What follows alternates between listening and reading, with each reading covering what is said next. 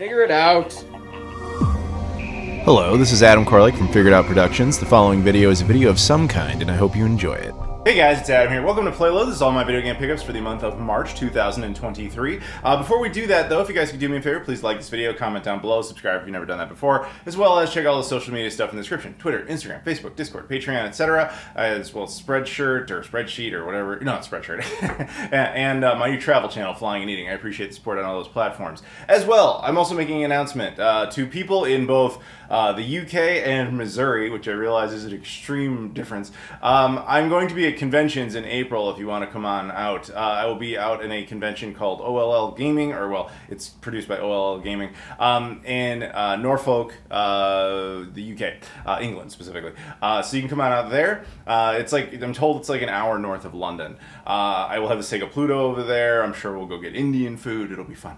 And then randomly, I will also be at a convention in Missouri called Como. It'll be my second year there. It's in Columbia, Missouri specifically. I'll be there along with Paul Nemeyer. He's the original Mortal Kombat logo artist. I should also mention that John Riggs will be in the UK as well. So you can come on out. The Sega Pluto will be in tandem with me, of course, and it'll be fun. But anyway, yes, so let's get on with our video game pickups. Now, the first stuff I got here, I went out to Washington, D.C., to our nation's capital, and I was hanging out with a buddy of mine named Sunshine, who is a member of my Discord. Now, he drove me around, we went to some places, and one of the places we stopped at was eStarland, which I always thought was just like an online retailer. I didn't realize it actually had a physical store. So he took me there, and it's weird. It's kind of like this warehouse type of deal, where everything just has a barcode on it. It doesn't have a price, and you could like look it up on the app they have, or on your phone, or like separately from the app, or they have computers set up. It's weird.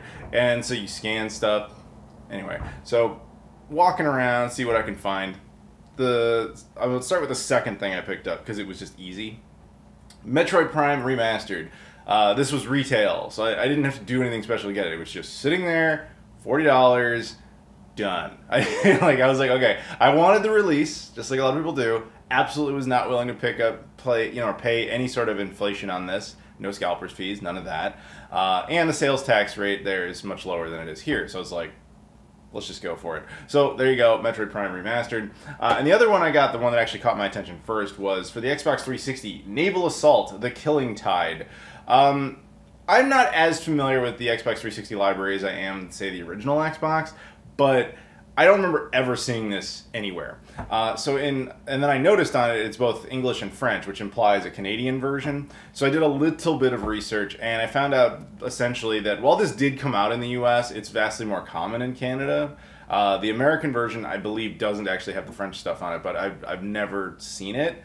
So I'm not going to say that's a rare game or anything. It seems the Canadian version is more common. It's only like a $10 game. The game itself is probably not even really that good. It was just kind of a all right, why not type of impulse buy. So there we go. Now, moving on. Everything else here, we got some packages and stuff. We have one special item off to the side, which we're going to save for last.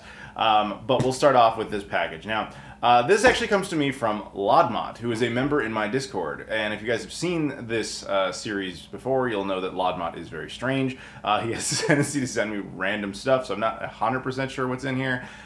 Canonically, within server lore of my Discord, he's the wealthiest known individual in the universe, which explains why he's always sending stuff. So yeah, here we go. Let's open it up. Thank you very much to Lodmot for sending this, which you did not have to do, but once you give the guy your address, stuff just starts showing up at your house. It's just one thing. It's actually normal. Oh wow. Okay, this is the new Retrobit Sega Genesis controller that has that uses the traditional the bean style, but uses 6 buttons. I actually don't know a whole lot about the controller. I just know that it exists. It comes with it's wired. I think it's actually just specifically for the Genesis. Let me just read this real quick here. We got official Sega licensed controller, official grade quality, 6-button arcade layout, retains a familiar grip and sleek design, compatible Sega Genesis and Mega Drive consoles, 10-foot cable / 3-meter cable length. So yes, this is Retrobit's new controller. I was considering possibly doing a video on this, but I don't know if there's really enough to do because it is ultimately, all it really is the traditional Sega Genesis Bean controller, but having instead of the 3-button layout, the 6-button layout. Because I mean, for those of us who actually prefer the Bean controller, which would be me, it does have that deficiency where it's lacking 3 of the buttons. So this is obviously the way they solved that. But it's not like it's any sort of wireless thing. It's not compatible with anything else. It's just that. So while this will probably become one of my more prominent ways to play the Sega Genesis, I don't know if it's in of itself is worth a video, but all the same, I'll put a link in the description to somewhere you can get it. Probably like Castlevania Games. Why not? I'm sure he's got it. Ryan's probably got it. And you can check it out if you want. So huge shout out to Lodmont. Thank you for doing that. You didn't have to do that. Thank you. Very much appreciate it. We'll just put it right there so you guys can see it. Next up, we have another package. This one comes from the UK, which we mentioned before. I don't really know what this is. I can take a wild guess. I'm betting it's something Dreamcast related, but I don't actually know. So let's take a look, because usually it actually comes from Norwich, which is appropriate because that's right where we're going. Let's see here. Yep, there it is. This is Alice Dreams Tournament. Okay, this is a reissue of the game. I think I did a video on this like years ago. I didn't know they reissued this. This is brand new. So Wave sent this to me. Wave is a British publisher that's been handling a lot of Sega Dreamcast stuff. I've done videos on a bunch of their stuff in the past. And I think that they just must have picked up the distribution rights to this particular game. Because the original Kickstarter version of this game, like I backed that back in the day. I'm pretty sure I did a video, but it's it was a long time ago, so that's cool. I didn't know there was a reissue, but I'll put a link in this to this in the description as well. So if you want to pick this up, you can get it. If I did a video, which I think I did, you can go find that as well and see more about it. I remember it being like a fun kind of puzzle type of game. There was a lot of effort put in this. I believe they even made like a special accessory specifically for this controller, like a VMU Lite type of thing, which was pretty cool. But yeah, Wave is going to be a big presence over at that convention in the UK that I was talking about. So if you are planning to attend that, possibly, I'm sure these will be for sale on site. So there you go. So we'll leave those up there for display for people to look at. Thank you very much to the guys at Wave. That was very nice of you to do. Yeah, let's see here. Loosely inspired by the world of Alice's Adventure in Wonderland by Lewis Carroll, our titular character Alice finds herself in a dystopian metropolis filled with machines and robots. Alice has an explosive adventure ahead of her. It's just basically a breakdown of the press release. It's a Bomberman style game for the Dreamcast. So yeah, that's ringing a bell. Well, anyway, huge shout out to the guys over at Wave. Thank you very much. I don't think there's any reason to do a video on this specifically because I'm pretty sure I already did one. I don't know offhand though, but I'm pretty sure I already did one. So anyway, thank you to Wave. Now, this is a little bit of a mystery package because, so off to the side, what you guys never see is I have a lot of stuff where it's kind of like not totally organized, where I'm like figuring out what to do with it. Lately, I've decided to make some life changes, including cleaning a lot more stuff, reorganizing stuff, and kind of just going through what I've even got and being like, what is this, what is that, etc. And so I'm doing that over there. And then I saw this, and I don't entirely remember where this came from. I looked at it, and I saw a bunch of PC Engine stuff, and I was like, I think, but I'm not sure, that at some point I went to Japan, maybe in like 2017, and bought some PC Engine stuff, and then just forgot it over there for all these years. So that's, I think that happened. I'm not 100% sure. So we're gonna open this up and find out. Or this was sent in. I really don't remember. Like, we're talking years. I have no idea. So let's go ahead and take a look, because I really don't remember why this is here. But we'll find out. So we got a few things up here. Well, the first thing we've got is a Famicom game. This is Holy Diver, which is kind of funny because this game got reissued actually in NES forms. Wow. So that's an original copy of Holy Diver. I didn't know that. That's pretty cool. For the Famicom. We've got, for the PC Engine, Space Invaders.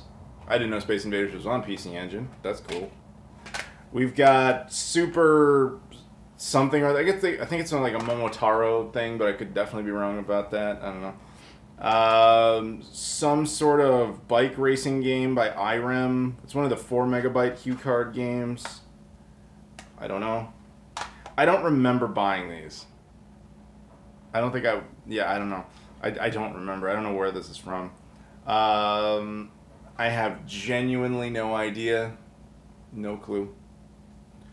Clockwork Knight, Papa Rocho's Adventure. This is for the Saturn. I actually think I have the American version of this. That's cool. Yeah, I wouldn't have bought that. Some Super CD anime, looks like RPG or something. Cyber City Oedo 808. Also a CD-ROM game. And then Far East of Eden 2 Maru. Yeah, I wish this was bringing something back, but I don't know where this came from. I don't know why I have this, and I don't know why it was piled under there. Good problem, I guess. I don't know. Well, either way, that's cool, I guess. Yeah, I hope you guys enjoyed that. Moving on, we have a package. This one is more logical. This was sent to me by a nice Brazilian dude who lives here, well, in the States, I mean. I will refer to as NT Games. I was on his podcast once. I might be doing it again at some point. So he just randomly told me, like, last year, hey man, I got this package, I want to send you, I got this game, and I was like, sure, whatever. I totally forgot about it, to be completely honest. And he messaged me like a week ago. He's like, oh dude, it's here, finally, we can go. I'm like, I had to reread the message. Oh, all right, yeah, okay. Sure, whatever. So I have no clue what this is. It's a game, I'm guessing. And we'll open it up. So very huge shout out to NT Games for sending this my way. He's more focused on Instagram and stuff, so if you want to look up NT Games on Instagram, you can see him and his work. It's not all in Portuguese, of course. He does speak English. But yeah, it's pretty cool actually. Like, if you want to know more about all the weird stuff that came out of Brazil, he's kind of a good source for that. Anyway, so let's take a look. And then maybe this is a Brazilian game, or for all I know, this is an American copy of Sonic 2. I have no idea.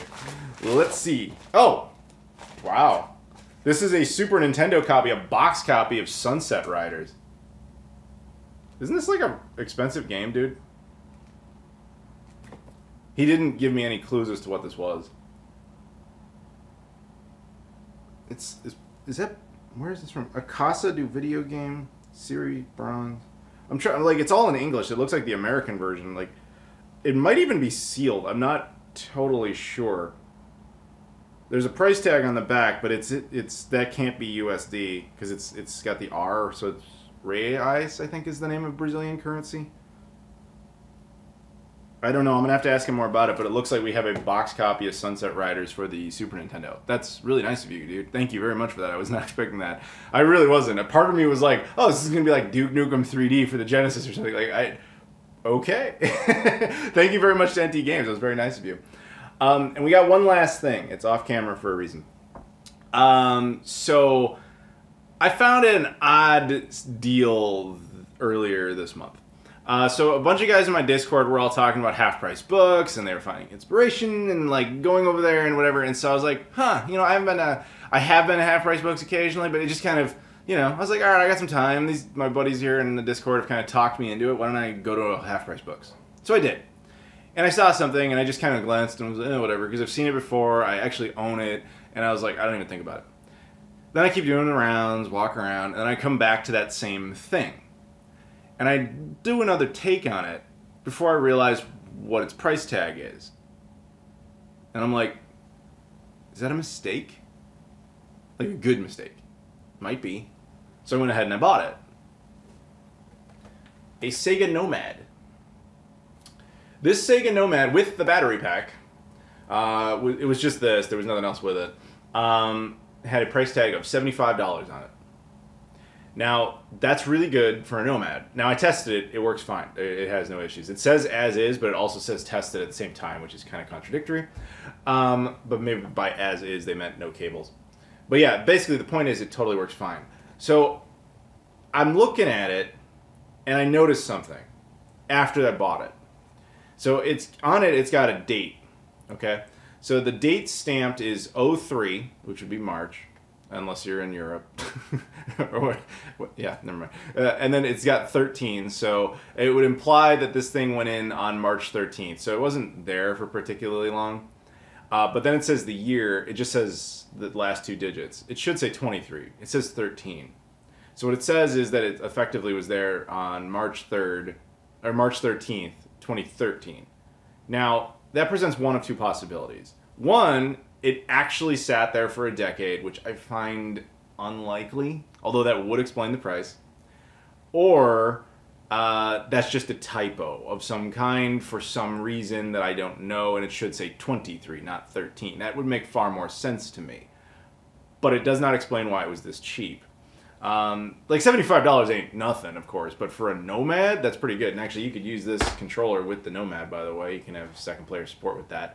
And you got the 6 buttons in both cases. So, yeah, that's pretty cool. I thought you guys would get a kick out of it. This has kind of inspired me. I think I'm going to do a video on the Sega CD, or sorry, Sega CD, the Sega Nomad soon, just kind of talk about its history and stuff. Stay tuned. I think that'll be kind of fun.